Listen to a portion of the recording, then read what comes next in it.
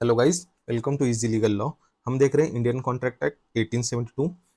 इस वीडियो में हम देखेंगे कॉन्ट्रैक्ट्स ऑफ बेलमेंट। तो डेफिनेशन दी है सेक्शन 148 में बेलमेंट की। Bailment, delivery of goods by one person the bailor to another the bailee for some purpose under a contract that goods will be return after the purpose is accomplished और otherwise disposed of according to bailor's directions. तो एकदम easy example देता हूं। Suppose ये ए है और ये B. ए की कार खराब हो गई है, तो वो ए अपनी कार, सपोज ये कार है, ये बी गैरेज वाला है। हाँ, तो ये ए अपनी गाड़ी बी को देता है ठीक करने के लिए। ए की गाड़ी खराब हो गई है तो उसने बी को दी ठीक करने के लिए। तो ये तो ना ट्रांसफर है, ना डिलीवरी है, ना कोई परफॉर्मेंस है। तो इस चीज को एक अलग नाम है, तो वो है बेलमेंट। तो क्या है? Delivery of goods by one person the baler, मतलब ए डिलीवरी करता है गुड्स की, मतलब ये कार सपोज, तो ए बेलर है। टू अनदर द बेली, तो ये गैरेज वाला पर्सन, मैकेनिक, ये बेली हुआ। फॉर सम पर्पस, पर्पस क्या है? इस कार को ठीक करने के लिए। Under a contract that goods will be return after the purpose is accomplished. तो क्या है कॉन्ट्रैक्ट? कि जब ये पर्पस कंप्लीट हो जाएगा तो वो गुड्स रिटर्न करने पड़ेंगे। तो एक बार ये कार ठीक हो गई तो बी को उसको रिटर्न करना पड़ेगा, और otherwise disposed of according to bailor's direction. तो और उस गुड को इस तरह डिस्पोज करना है जैसे कि बेलर कहेगा। सपोज अगर बेलर ने कहा कि गाड़ी ठीक होने के बाद आप मुझे यहाँ पे लाके दो, तो ये सारी प्रोसीजर बेलमेंट है। डिलीवरी, डिलीवरी में बी एक्चुअल हैंडिंग ओवर और कंस्ट्रक्टिव। एग्जाम्पल, डिलीवरी ऑफ की टू वेयर हाउस। तो अगर डिलीवरी एक्चुअल भी हो सकती है या फिर कंस्ट्रक्टिव। तो यहाँ पे एग्जाम्पल लिखा हुआ है कि डिलीवरी ऑफ की टू वेयर हाउस। अगर वेयर हाउस हम डिलीवर कर रहे हैं तो ऐसा पूरा गोडाउन उठा के नहीं दे सकते, तो हमने अगर उसकी चाबी भी दी तो भी ये डिलीवरी हुई। Example, A deliver cloth to B a tailor to stitch in a suit. तो जब हम किसी टेलर को कपड़ा देते हैं तो ये भी बेलमेंट हुआ। तो पर्पस क्या है कि आप हमें शर्ट या जो कुछ भी हो वो सूट सिल के दो, और कंप्लीट होने के बाद आप हमें वो क्लॉथ रिटर्न कर दो। Formation, essential and parties. तो एसेंशियल क्या है बेलमेंट के? डिलीवरी ऑफ गुड्स एक्चुअल और कंस्ट्रक्टिव। एक्चुअल में फिजिकली आप उसको डिलीवर करते हो, कंस्ट्रक्टिव एक तरफ से आप जैसे कि बड़ी चीज हो तो उसकी चाबी वगैरह देना, तो उससे कंस्ट्रक्टिव कहता है। पर्पस ऑफ डिलीवरी, डिलीवरी करने का भी कोई पर्पस होना चाहिए। Return of goods after purpose achieved, तो पर्पस अचीव होने के बाद वो आपको रिटर्न भी आना चाहिए। कंसेंट ऑफ बोथ पार्टीज, तो बोथ पार्टी की कंसेंट नेसेसरी। कॉन्ट्रैक्ट में भी एक्सप्रेस और इम्प्लाइड। तो ये एक तो रिटर्न कॉन्ट्रैक्ट हो सकता है या फिर इम्प्लाइड कॉन्ट्रैक्ट भी हो सकता है। यहाँ पे दो पार्टीज रहती है, बेलर ओनर डिलीवरिंग गुड्स, बेली पर्सन रिसीविंग गुड्स। तो अगर हम गैरेज वाले को गाड़ी दे रहे हैं ठीक करने के लिए तो हम हुए बेलर, और गैरेज वाला हुआ bailee. Kinds of bailment, for sole benefit of bailor. तो अगर सिर्फ बेलर के बेनिफिट के लिए ये बेलमेंट की जाएगी। Example, A ask B to keep his goods safely without reward. तो ये नॉन ग्रेटुटियस एक्ट हुआ। तो सपोज अगर ये ए है, ये अपने दोस्त बी को कहता है मेरी ये गोल्ड चेन आप अपने पास रखो कुछ दिनों के लिए, मैं गांव जा रहा हूँ फॉर पर्पज ऑफ सेफ्टी, और मैं गांव से आने के बाद आप मुझे ये रिटर्न कर देगा। तो ये सिर्फ ए के बेनिफिट के लिए है, बेलर के बेनिफिट के लिए। For sole benefit of bailee A lends his car to B without charging rent. तो सेकंड सर्कमस्टांसेस, ए ने बी को कहीं घूमने जाना था तो ए ने अपनी कार बी को दी, और उसके बदले क्योंकि ये दोस्त था इसलिए उसने कुछ भी नहीं उससे चार्ज किया। तो इन दिस केस बेली का बेनिफिट था। For mutual benefit, most common example, hiring goods, depositing goods for payment. तो हम अगर कोई गुड्स रेंट पे लेते हैं तो ये म्यूचुअल बेनिफिट के लिए, मतलब उसका भी बेनिफिट, हम उसको रेंट पे करते हैं और उसको हमें भी वो गुड्स यूज करने के लिए मिलता है। तो यहाँ पे म्यूचुअल बेनिफिट। तो बेलमेंट के टाइप्स, किसको बेनिफिट मिलता है उस पे है बेलर, बेली या फिर म्यूचुअल। एग्जाम्पल फिर से देखेंगे, for bailor's benefit safe keeping without reward, जो हमने चेन रखी थी सेफ्टी के लिए। Bailee's benefit gratuitous loan of goods, मतलब उसको कार यूज करने के लिए दी हमने without any charge. For mutual benefit hire of goods carriage pledge. Pledge क्या है ये हम आगे देखेंगे। Rights duties and liabilities. Duties of bailor, Section 150 deals with duties of bailor. Disclose known faults in the goods, liable for damages if fails to disclose. अगर ये baler है, ये कोई चीज डिलीवर करता है बी को, तो एक ही ये ड्यूटी है कि उस चीज में क्या कुछ डिफॉल्ट है वो बेली को बताए। इन केस अगर वो डिस्क्लोज नहीं करता है तो एक खुद उसके लिए लाइबल रहेगा। ड्यूटीज ऑफ बेली, बेली की ड्यूटी क्या है? Section 151 take reasonable care of goods, same care as own goods. अगर बेली की ड्यूटी है, अगर एक कोई चीज उसको डिलीवर करता है तो उसको उसकी रीजनेबल केयर लेनी पड़ेगी जैसी ही वो खुद की चीज है। Section 152 says that not liable if reasonable care taken.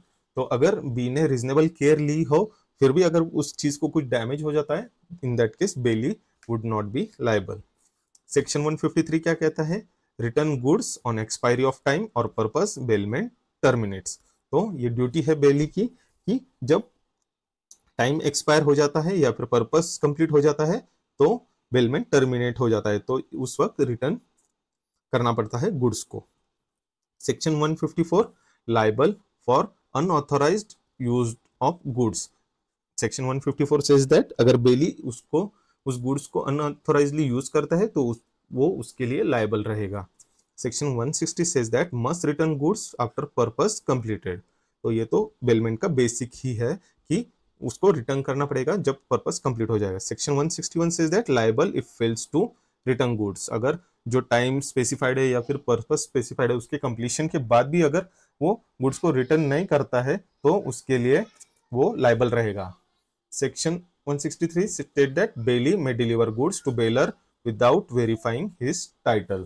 तो बेली सपोज ये ए है और इसने बी के पास अगर कुछ डिलीवर किया है गुड्स और ये बेली है, बेली ये गुड्स अगर उसको ए ने डिलीवर करे हैं तो वो वापस ए को ही डिलीवर करेगा। नॉट नेसेसरी और नॉट कंपलसरी कि बी टाइटल चेक करते बैठेगा कि किसका है ये actual goods. It's not a duty of belly. तो जिसने उसके पास गुड्स डिलीवर किए हैं बेली उसको डिलीवर करेगा। सपोज अगर हमारे घर में कोई कार है तो ए के फादर है, फादर की कार है और फादर ने कहा ए से कि इस कार को गैरेज में लेके जाओ। तो अगर ए बी को ये कार डिलीवर करता है ठीक करने के लिए तो ये बी की रिस्पॉन्सिबिलिटी है। जब ए आएगा फिर से तो उसको वो कार रिटर्न करना पड़ेगा, ना कि वो उसको कहे कि नहीं इस कार का टाइटल तो किसी और के पास है, मैं सिर्फ उसी को ही डिलीवर करूंगा। राइट्स ऑफ बेली क्या है? Section 158 states that right to expenses of bailment. तो जो बेलमेंट की जो एक्सपेंसेस है, जिस पर्पस के लिए जो कुछ भी पर्पस था उसका जो एक्सपेंस है उसका राइट है बेली का। Section 159 right to terminate gratuitous bailment any time subject to loss compensation. अगर कोई ग्रेट्युटस बेलमेंट है, सपोज ए ने बी के घर में कुछ सामान रखा है और कहा कि कुछ दिनों के लिए ये सामान तुम्हारे यहाँ रख दो, लेकिन अगर बी को ऐसा लग रहा है कि बहुत दिन हो गए और ये सामान बहुत ही कुछ ऑक्यूपाई कर रहा है स्पेस का, तो इन दैट केस बी उस ग्रेट्युटस बेलमेंट को टर्मिनेट कर सकता है और कह सकता है कि नहीं इसके आगे मैं आपको चार्ज करूंगा रेंट जो कुछ भी है।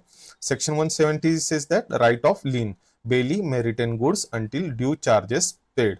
तो अगर ए है, ए ने ये कार ठीक करने के लिए बी के पास दी है ये कार और बी को पेमेंट नहीं मिला तो उसके पास है राइट टू लीन। जब तक उसको पेमेंट नहीं आता वो कार अपने पास रख सकता है। Section 171 deals with particular lien for banker, factors, wharfingers, attorney, policy broker, retain goods until charges due are paid.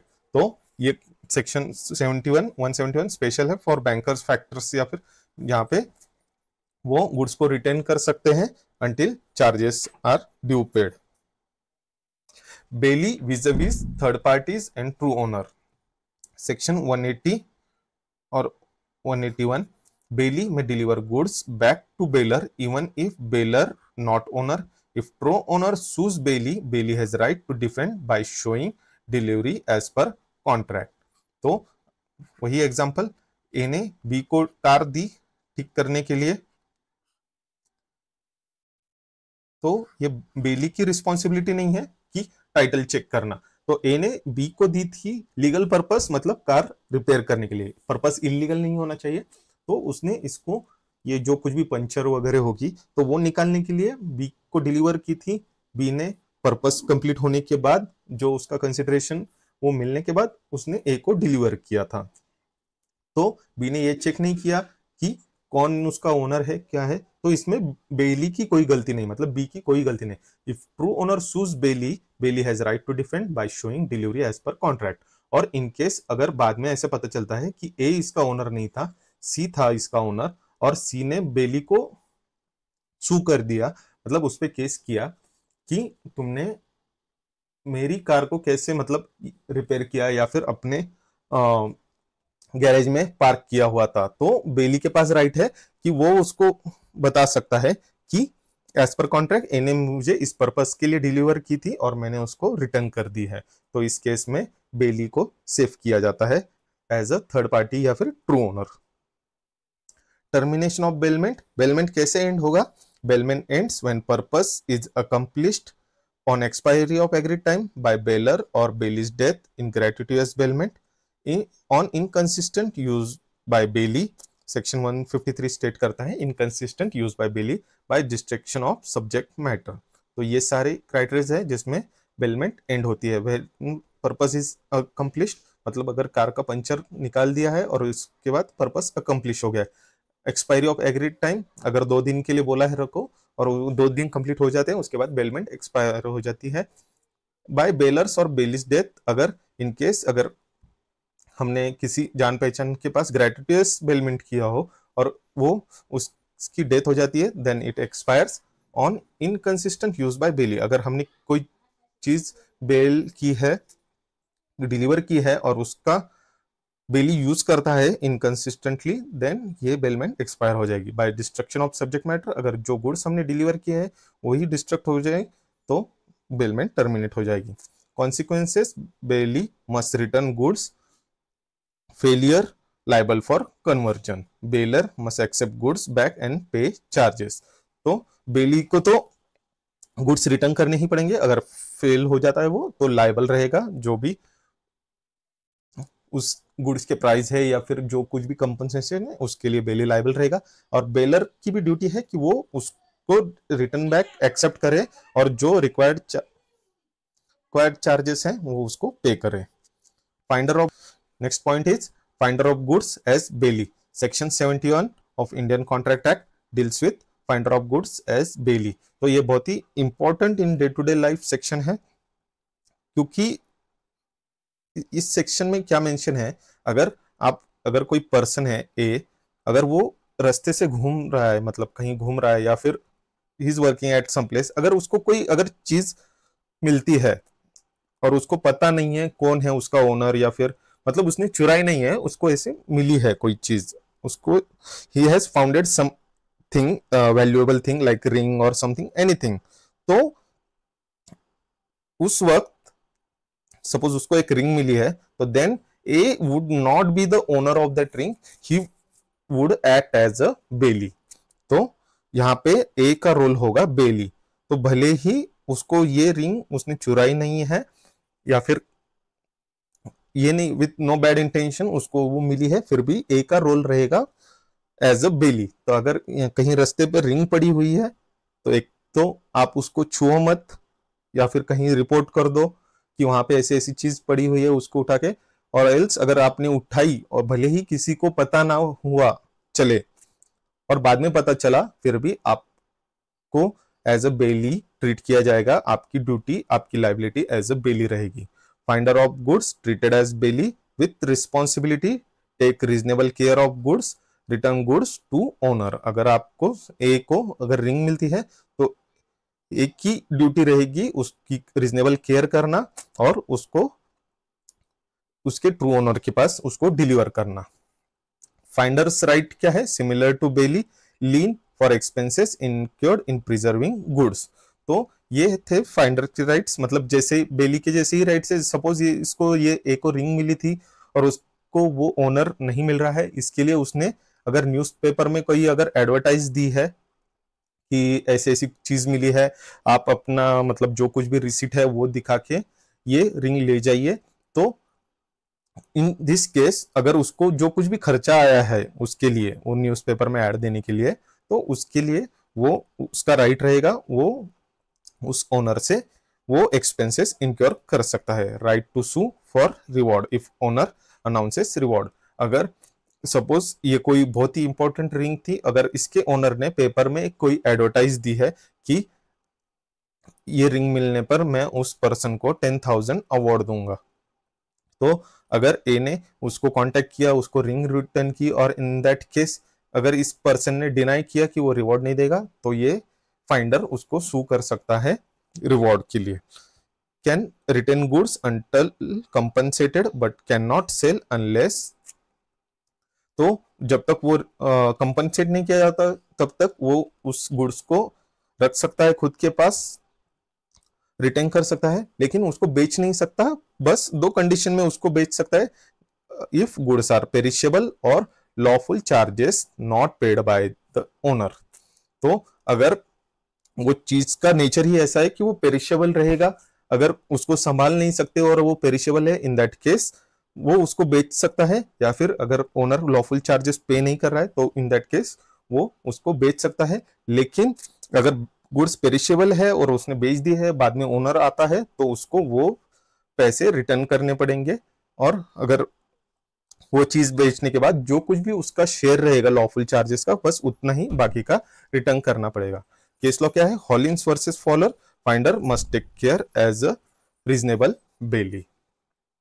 That was all for today. See you in next video. Till then, like, share and subscribe. Thank you.